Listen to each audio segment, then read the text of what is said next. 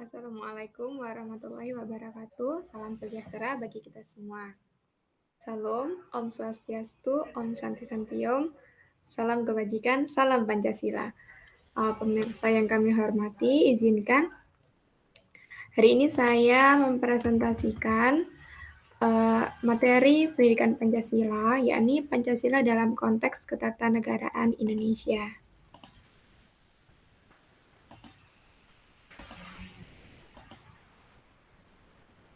Baik, Pancasila dalam konteks ketatanegaraan Indonesia. PowerPoint oleh Bapak dosen Dr. Andas Purbojati.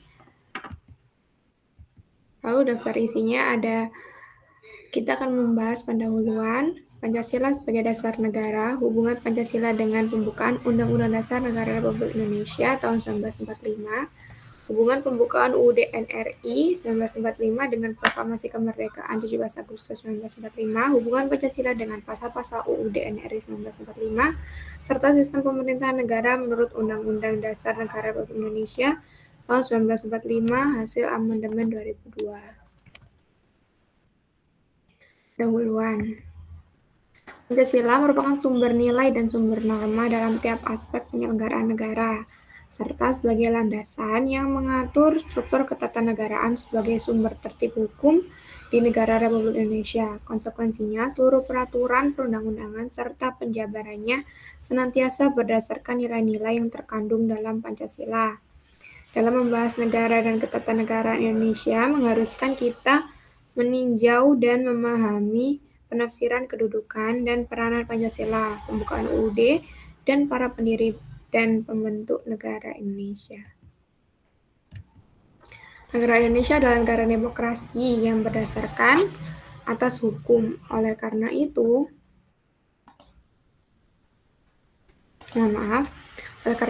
segala aspek dalam pelaksanaan dan penyelenggaraan negara diatur dalam suatu sistem peraturan perundang-undangan. Pembagian kekuasaan, lembaga-lembaga tinggi negara, hak dan kewajiban warga negara, keadilan sosial yang lainnya diatur dalam suatu UUD. Namun, jika dalam suatu pemerintahan terdapat banyak penyimpangan dan kesalahan yang merugikan bangsa, itu akan membuat sistem ketatanegaraan berantakan. Begitupun dengan bangsanya sendiri. Nah, Pancasila sebagai dasar negara itu gimana? Secara etimologis, istilah dasar negara maknanya sama dengan grand norm atau norma dasar, rechtsstaat atau cita hukum, staatssyd atau cita negara, filosofische grondslag atau dasar filsafat negara. Tim Pendidikan Pancasila UNESA tahun 2019 halaman 196. Nah, dasar negara merupakan suatu norma dasar dalam penyelenggaraan bernegara yang menjadi sumber dari segala sumber hukum sekaligus menjadi cita hukum atau rechtsstaat, baik tertulis maupun tidak tertulis dalam suatu negara. Demikian pula bangsa Indonesia sejak 18 Agustus 1945 telah menetapkan Pancasila sebagai Weltanschauung atau dasar negara bagi negara bangsanya. Hal ini terbukti dengan adanya sila-sila yang termaktub dalam pembukaan UUD pada alinea keempat yang menyebutkan negara Republik Indonesia yang berkedaulatan rakyat berdasar pada ketuhanan yang Maha Esa, kemanusiaan yang adil dan beradab, persatuan Indonesia, kerakyatan yang dipimpin oleh hikmat, kebijaksanaan dalam permusyawaratan perwakilan, serta keadilan sosial bagi seluruh rakyat Indonesia. Kedudukan Pancasila sebagai dasar negara bagi bangsa Indonesia dapat digambarkan sebagai berikut. Jadi Pancasila ini adalah puncak atau pusat dari UUD 1945, batang tubuh UUD, TAP MPR, undang-undang, peraturan pemerintah, serta peraturan daerah. Alasan Pancasila sebagai dasar negara ada 4, yakni Pancasila digali dari adat dan budaya bangsa. Pancasila memiliki potensi menampung kondisi dan sifat pluralistik bangsa, serta Pancasila menjamin kebebasan warga negara untuk beribadah menurut agama dan keyakinannya. Yang keempat, Pancasila memberikan landasan bagi bangsa Indonesia dalam mengantisipasi ancaman, tantangan, hambatan, dan gangguan dalam hidup bermasyarakat, berbangsa, dan bernegara. Yang kelima, Pancasila memiliki potensi menjamin keutuhan NKRI, Pancasila menjamin terwujudnya masyarakat yang adil dan makmur, serta Pancasila memberikan jaminan terselenggaranya demokrasi dan hak asasi manusia sesuai dengan adat dan budaya bangsa. Nah, makna Pancasila sebagai dasar negara. Yang pertama, Pancasila sebagai fondasi bagi pembentuk negara. Pancasila sebagai cita negara dan cita hukum yang berkembang menjadi statis fundamental, norm yang konstitutif dan regulatif, serta Pancasila sebagai sumber dari segala sumber hukum. Pancasila menjiwai UUD NRI 1945 dalam mengatur penyelenggaraan negara serta menata kehidupan warga negara dalam bermasyarakat, berbangsa, dan bernegara. Lalu selanjutnya ada hubungan Pancasila dengan pembukaan UUD NRI tahun 1945. Pancasila sebagai dasar filsafat negara Republik Indonesia secara yuridis formal tercantum dalam pembukaan UUD NRI 1945. Oleh karena itu, hubungan antara Pancasila dan pembukaan bersifat timbal balik. Hubungan tersebut bersifat formal dan material. Tim Pendidikan Pancasila UNESA tahun 2019 halaman 171. Pancasila tidak dapat terlepas dari pembahasan pembukaan UUD 1945. Hal ini dikarenakan dalam pembukaan UUD 1945 terdapat rumusan Pancasila yang secara formal diakui sejak ditetapkannya oleh pembentuk negara pada tanggal 18 Agustus 1945. Pembukaan UUD 1945 memuat hak asasi bagi kenegaraan dan tidak dapat diubah sebagaimana yang telah diakui, dipertegas, dan dikuatkan oleh MPR. Bahwa rumusan Pancasila sebagai dasar negara Indonesia adalah seperti yang tercantum dalam pembukaan UUD 1945 alinea 4. Yang selanjutnya, bahwa pembukaan UUD 1945 berdasarkan pengertian ilmiah merupakan pokok kaedah negara yang fundamental dan terhadap tertib hukum Indonesia mempunyai dua macam kedudukan, yakni sebagai dasarnya, karena pembukaan itulah yang memberikan faktor-faktor mutlak bagi adanya tertib hukum Indonesia. Yang B, memasukkan dirinya di dalam tertib hukum sebagai tertib hukum tertinggi.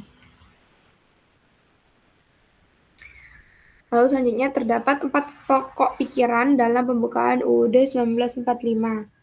Negara melindungi segenap bangsa dan seluruh tumpah darah Indonesia dengan berdasarkan asas persatuan. Selanjutnya, negara mewujudkan keadilan sosial bagi seluruh rakyat Indonesia. Negara juga berkedaulatan rakyat berdasarkan atas kerakyatan dan permusyawaratan atau perwakilan. Yang keempat, negara berdasarkan atas ketuhanan yang Maha Esa menurut dasar kemanusiaan yang adil dan beradab. Nah, hubungan formal yakni dengan dicantumkannya Pancasila secara formal di dalam pembukaan UUD, maka Pancasila memperoleh kedudukan sebagai norma dasar hukum positif. Dengan demikian, tata kehidupan bernegara tidak hanya bertopang pada asas-asas sosial, ekonomi, politik, yaitu perpaduan asas kultural, religius, dan asas-asas kenegaraan yang unsurnya terdapat dalam Pancasila. Jadi, berdasarkan tempat terdapatnya Pancasila secara formal dapat disimpulkan bahwa rumusan Pancasila sebagai dasar negara Republik Indonesia adalah seperti yang tercantum dalam pembukaan UUD 1945. Bahwa pembukaan UUD 1945 berdasarkan pengertian ilmiah merupakan pokok kaedah negara yang fundamental dan terhadap tertib hukum yang memiliki dua macam kedudukan, yakni sebagai dasar dan memasukkan dirinya di dalam tertib hukum sebagai tertib hukum tertinggi. Bahwa dengan demikian, pembukaan UUD 1945 berkedudukan dan berfungsi selain sebagai mukadimah dan UUD 1945 dalam kesatuan yang tidak dapat dipisahkan, juga berkedudukan hukumnya sebagai suatu yang bereksistensi sendiri yang hakikat kedudukan hukumnya berbeda dengan pasal-pasalnya. Karena pembukaan UUD 1945 yang intinya adalah Pancasila tidak bergantung pada batang tubuh UUD 1945 bahkan sebagai sumbernya. Lalu selanjutnya bahwa Pancasila dengan demikian dapat disimpulkan mempunyai hakikat, sifat, kedudukan, dan fungsi sebagai pokok kaedah negara yang fundamental yang menjelmakan dirinya sebagai dasar kelangsungan hidup negara Republik Indonesia yang diproklamirkan pada 17 Agustus 1945.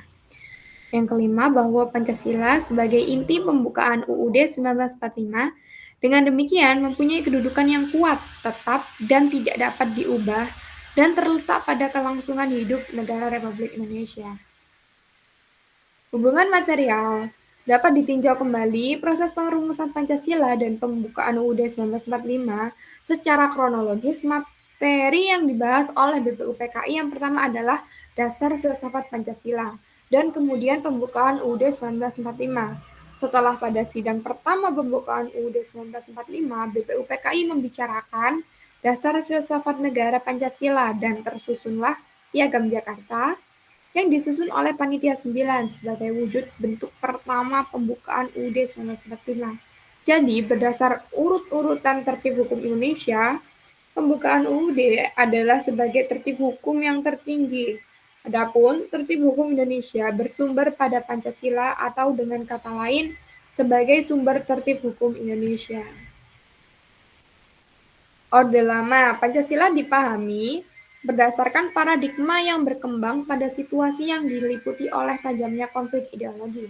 Pada saat itu, kondisi politik dan keamanan dalam negeri diliputi oleh kekacauan dan kondisi sosial budaya yang berada dalam suasana tradisional dari masyarakat terjajah menjadi masyarakat merdeka. Masa Orde Lama adalah pencarian bentuk implementasi Pancasila, terutama dalam sistem ketatanegaraan. Pancasila diimplementasikan dalam bentuk yang berbeda-beda pada masa Orde Lama.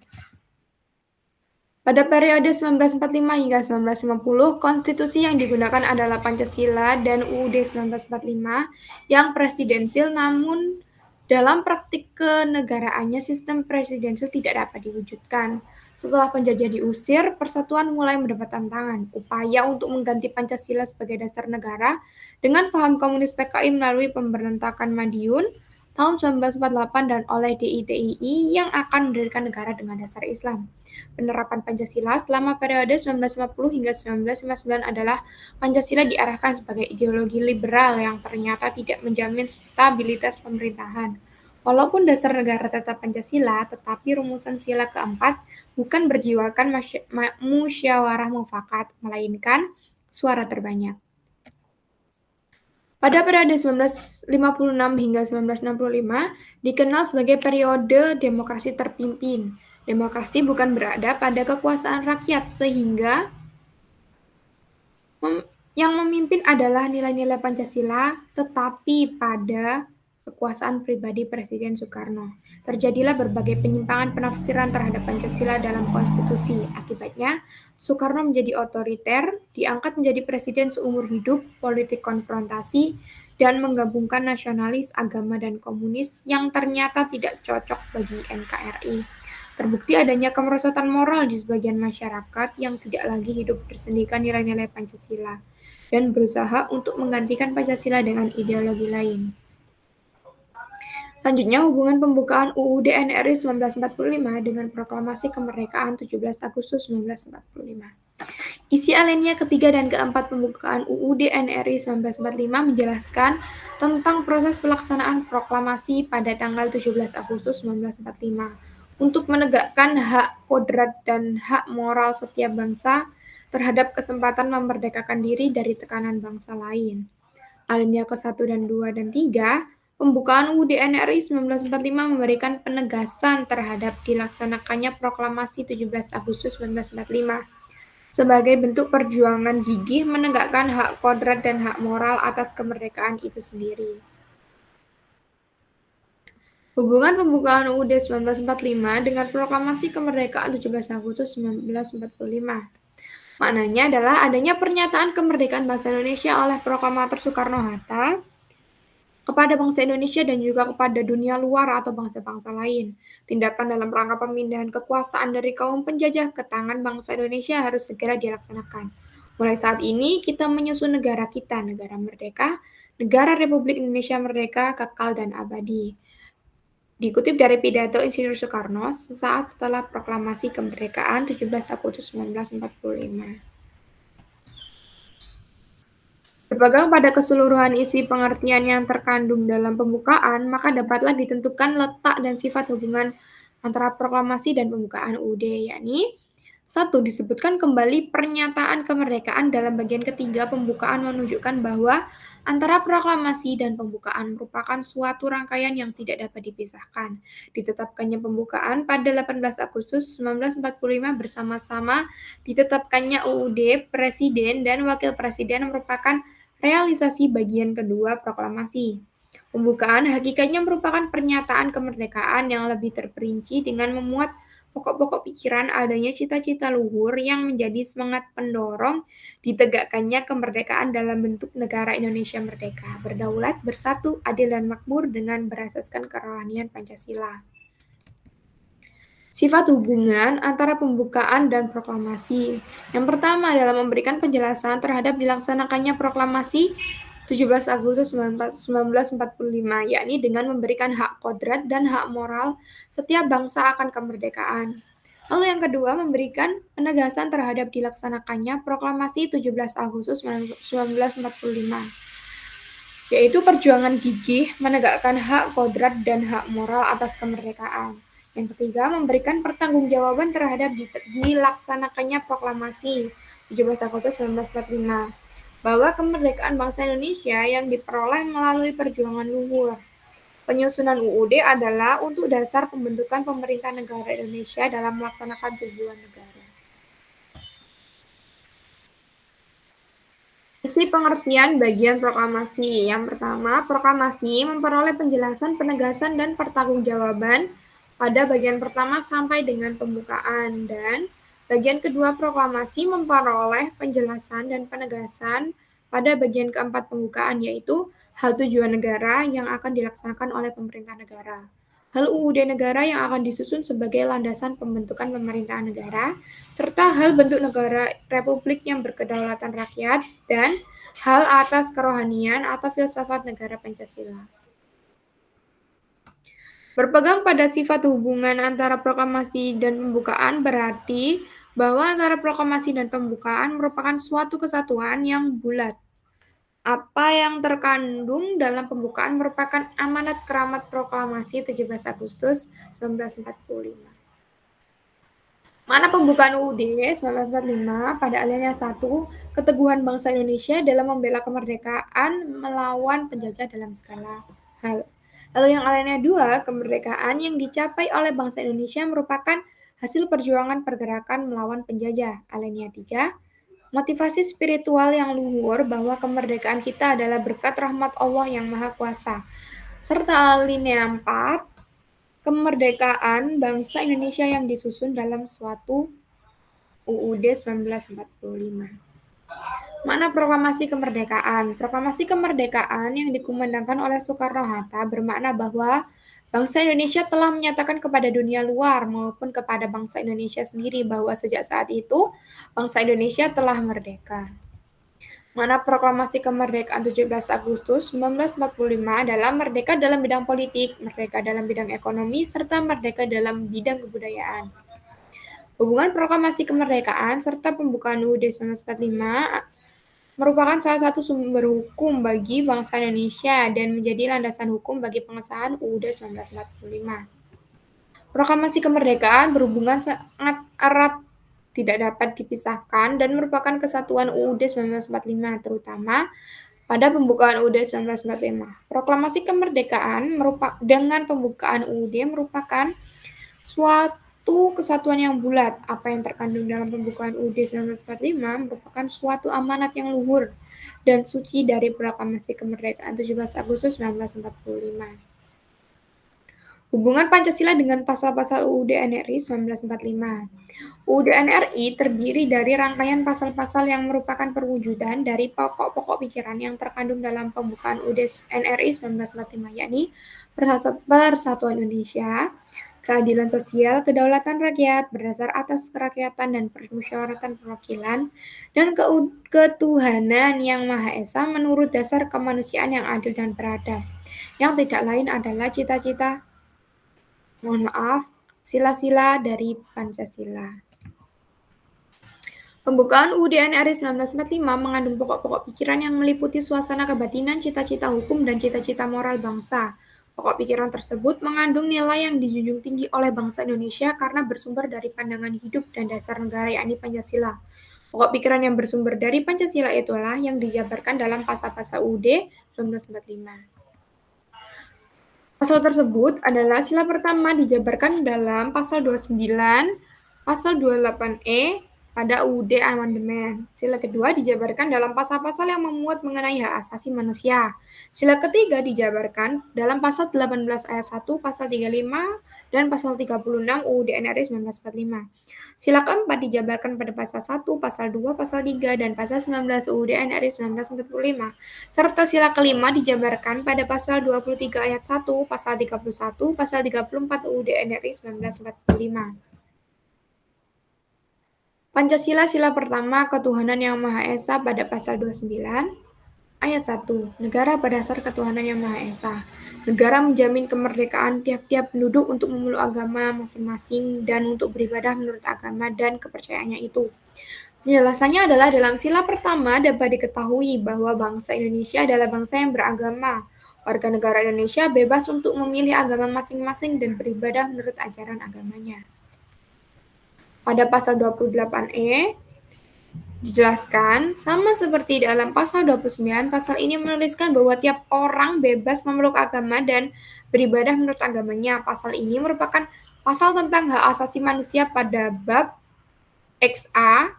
Intinya adalah di Indonesia, kebebasan dalam beragama seharusnya terjamin tanpa paksaan, karena menyangkut hak asasi manusia. Jika terdapat pemaksaan, maka itu merupakan bentuk pelanggaran HAM. Pancasila sila kedua, kemanusiaan yang adil dan beradab, ada pada pasal 27 yang memiliki penjelasan, WNI apapun statusnya seharusnya sama di hadapan hukum dan pemerintahan. Tidak dibeda-bedakan dan harus adil. Selain itu, semua warga negara harus mematuhi hukum yang berlaku di Indonesia tanpa terkecuali. Warga negara juga berhak untuk mendapatkan pekerjaan dan hidup yang layak.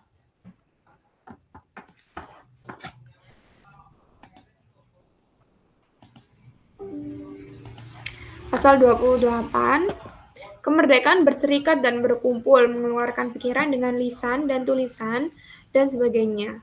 Ditetapkan dengan undang-undang. Dijelaskan, warga negara Indonesia memiliki hak untuk mengeluarkan pendapatnya, baik secara langsung atau tidak langsung. Warga negara Indonesia bebas untuk berkumpul atau bermusyawarah, dan semua itu sudah ditetapkan dalam undang-undang. Pada bab XA tentang hak asasi manusia dari pasal 20A sampai pasal 28 Amandemen, penjelasan penjabaran kemanusiaan yang adil dan beradab terlihat jelas pada pasal-pasal di atas. Setiap orang berhak untuk hidup dan menjalankan kehidupan yang dimilikinya. Setiap orang berhak untuk berkeluarga, setiap anak berhak untuk berkembang, setiap orang berhak untuk mendapatkan perlindungan, mendapat pendidikan, tidak mendapat siksaan, dan banyak lagi. Semua orang berhak mendapatkan semuanya itu agar terwujud adil dan beradab kemanusiaan di Indonesia. Pada sila ketiga, Persatuan Indonesia terdapat pada pasal 18. Bagian-bagian wilayah administratif dalam negara kesatuan, yaitu daerah provinsi, daerah kabupaten, dan daerah kota, di mana setiap daerah ini memiliki kepala pemerintahan, yakni gubernur, bupati, dan wali kota. Setiap daerah memiliki wewenang untuk mengatur dan mengurusi daerahnya masing-masing. Pasal 35, bendera negara Indonesia adalah sang merah putih. Bendera Indonesia hanya satu, yaitu merah putih. Di semua daerah Indonesia, semua bendera negara sama, yaitu merah putih. Jika bukan, maka itu bukan bendera negara Indonesia. Bahasa negara adalah bahasa Indonesia pada pasal 36. Bahasa daerah di Indonesia ada banyak, sehingga untuk berkomunikasi dengan orang dari daerah lain cukup sulit. Untuk itu, bahasa Indonesia adalah bahasa pemersatu yang mempersatukan semua rakyat Indonesia. Pancasila sila keempat, kerakyatan yang dipimpin oleh hikmat kebijaksanaan dalam permusyawaratan perwakilan. Kedaulatan berada di tangan rakyat dan segala bentuk musyawarah rakyat dipimpin oleh MPR. MPR, DPR, dan DPD anggota-anggotanya dipilih lewat pemilu dan diatur dengan undang-undang. Segala keputusan MPR ditetapkan melalui suara terbanyak. Segala peraturan yang ada di pasal 3 harus dilaksanakan oleh MPR. Adanya ketentuan bahwa anggota DPR dipilih melalui pemilu dimaksudkan untuk mewujudkan asas kedaulatan rakyat yang secara implisit menjiwai pembukaan UUD dengan ketentuan bahwa seluruh anggota DPR dipilih oleh rakyat melalui pemilu. Hal itu sesuai dengan paham demokrasi perwakilan yang mendasarkan keberadaannya pada prinsip perwakilan dasar pemilihan. Pancasila, sila kelima, keadilan sosial bagi seluruh rakyat Indonesia. Dalam mengatur anggaran, pendapatan, dan belanja negara, pemerintah harus memperhatikan kemakmuran rakyat dan rakyat berhak tahu mengenai anggarannya. Pada pasal 31, hak untuk mendapatkan pendidikan termasuk ke dalam keadilan sosial. Pemerintah mengusahakan kemajuan ilmu pengetahuan dan teknologi dengan berpegang pada nilai-nilai agama dan persatuan negara untuk kesejahteraan rakyat Indonesia. Pada pasal 34, anak terlantar dan fakir miskin juga harus terjamin kehidupannya. Negara membuat sistem jaminan sosial seperti jaminan kesehatan untuk yang tidak mampu. Bab F, Sistem Pemerintahan Negara menurut UUD NRI Indonesia tahun 1945 hasil amandemen 2002. Sistem ketatanegaraan,nya yakni sistem pemerintahan negara dibagi atas 7 sistem yang dikenal secara sistematis merupakan pengejawantahan kedaulatan rakyat. Oleh karena itu, sistem pemerintahan negara ini dikenal dengan 7 kunci pokok sistem pemerintahan negara, yaitu Indonesia adalah negara yang berdasarkan atas hukum, Rechtsstaat. Sistem konstitusional, kekuasaan negara tertinggi di tangan rakyat. Presiden ialah penyelenggara pemerintahan yang tertinggi di samping MPR dan DPR. Menteri negara ialah pembantu presiden. Menteri negara tidak bertanggung jawab kepada Dewan Perwakilan Rakyat. Kekuasaan kepala negara tak terbatas. Kekuasaan kepala negara tidak tak terbatas atau kekuasaan kepala negara adalah terbatas. Lembaga dalam sistem ketatanegaraan menurut UUD NRI 1945 sebelum dan sesudah amandemen. Indonesia adalah negara yang berdasarkan atas hukum. Negara berdasarkan atas hukum, tidak berdasarkan atas kekuasaan atau Rechtsstaat. Mengandung arti bahwa negara termasuk di dalamnya pemerintahan dan lembaga negara lainnya dalam melaksanakan tindakan apapun. Sistem konstitusi, pemerintah berdasarkan atas sistem konstitusi atau hukum dasar tidak bersifat absolut. Sistem ini memberikan penegasan bahwa cara pengendalian pemerintahan dibatasi oleh ketentuan-ketentuan konstitusi dan juga oleh ketentuan hukum lain merupakan produk konstitusional. Presiden ialah penyelenggara pemerintahan negara yang tertinggi di samping MPR dan DPR. Berdasarkan UUD 1945, Amandemen 2002, Presiden penyelenggara pemerintahan tertinggi di samping MPR dan DPR. Karena Presiden dipilih langsung oleh rakyat, UUD 1945 Pasal 6A ayat 1, menurut UUD, Presiden tidak lagi merupakan mandataris MPR, melainkan dipilih oleh rakyat. Presiden tidak bertanggung jawab kepada DPR, serta Menteri Negara ialah pembantu Presiden. Kekuasaan kepala negara tidak tak terbatas. Meskipun kepala negara tidak bertanggung jawab kepada DPR, ia bukan diktator. Artinya kekuasaan tidak terbatas. Di sini Presiden sudah tidak lagi merupakan mandataris MPR, namun demikian ia tidak dapat membubarkan DPR atau MPR. Negara Indonesia adalah negara hukum. Negara hukum berdasarkan Pancasila, bukan berdasarkan kekuasaan. Sistem pemerintahan negara menurut UUD 1945 hasil amandemen 2002. Sistem pemerintahan negara Indonesia sebelum amandemen dijelaskan secara terperinci dan sistematis dalam UUD 1945. Sistem pemerintahan negara Indonesia dibagi atas 7 secara sistematis merupakan pengejawantahan kedaulatan rakyat. Oleh karena itu, sistem pemerintahan ini dikenal dengan 7 kunci pokok sistem pemerintahan negara.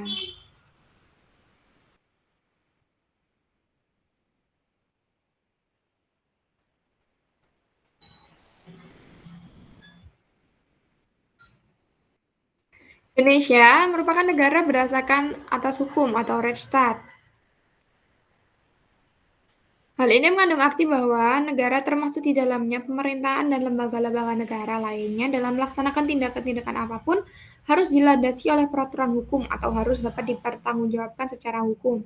Sistem konstitusional, pemerintah berdasarkan atas sistem konstitusi, bukan sistem absolut. Sistem ini memberikan penegasan bahwa pengendalian pemerintahan dibatasi oleh ketentuan konstitusi yang dengan sendirinya juga oleh ketentuan hukum lain merupakan produk konstitusional, ketetapan MPR, undang-undang, dan sebagainya. Kekuasaan negara tertinggi ada di tangan rakyat. Kedaulatan rakyat dipegang oleh suatu badan bernama MPR sebagai penjelmaan seluruh rakyat Indonesia. Namun menurut UUD 1945, kekuasaan tertinggi di tangan rakyat dan dilaksanakan menurut UUD pasal 1 ayat 2. MPR menurut UUD 1945 Amandemen 2002 hanya memiliki kekuasaan melakukan perubahan UUD, melantik presiden dan wapres, serta memberhentikan presiden wapres sesuai masa jabatan atau jika melanggar suatu konstitusi. Yang keempat, presiden penyelenggara pemerintahan negara tertinggi selain MPR dan DPR. Kekuasaan presiden sebelum dilakukan amandemen adalah penyelenggara pemerintahan yang tertinggi. Setelah amandemen, presiden merupakan penyelenggara pemerintahan tertinggi di samping MPR dan DPR karena presiden dipilih langsung oleh rakyat, terdapat pada UUD 1945 pasal 6A ayat 1. Presiden tidak bertanggung jawab kepada DPR. Presiden harus bekerja sama dengan Dewan, akan tetapi Presiden tidak bertanggung jawab kepada Dewan. Artinya kedudukan Presiden tidak bergantung pada Dewan. Menteri Negara adalah pembantu Presiden. Menteri Negara tidak bertanggung jawab pada DPR. Presiden dalam pemerintahannya dibantu oleh Menteri-Menteri Negara pada pasal 17 ayat 1. Menteri-Menteri Negara itu tidak bertanggung jawab kepada DPR, melainkan kedudukannya tidak tergantung kepada Dewan Perwakilan Rakyat. Yang ketujuh, kekuasaan kepala negara tidak terbatas. Sistem ini dinyatakan secara tidak eksplisit dalam UUD 1945 Amandemen 2002. Dalam sistem kekuasaan kelembagaan negara, Presiden tidak lagi merupakan mandataris MPR, bahkan sejajar dengan DPR dan MPR. Hanya jika Presiden melanggar UU maupun UUD, maka MPR dapat melakukan impeachment. Meskipun kepala negara tidak bertanggung jawab kepada DPR, ia bukan diktator, artinya kekuasaan tidak tak terbatas. Ia bukan mandataris MPR, namun ia tidak dapat membubarkan DPR atau MPR. Kecuali itu, ia harus memperhatikan sungguh-sungguh suara DPR. Daftar pustaka yang digunakan adalah buku Tim Pendidikan Pancasila UNESA tahun 2019. Berjudul Pendidikan Pancasila cetakan ketiga, penerbit UNESA University Press, anggota IKAPI, ISBN 9786024490379 diterbitkan di Surabaya. Serta buku Warsono dan kawan-kawan tahun 2014, buku Pendidikan Pancasila 7, Universitas UNESA University Press, Surabaya, halaman 141 hingga 148. Terima kasih. Mungkin jika ada pertanyaan bisa disampaikan melalui kolom komentar. Sekian yang dapat saya jelaskan.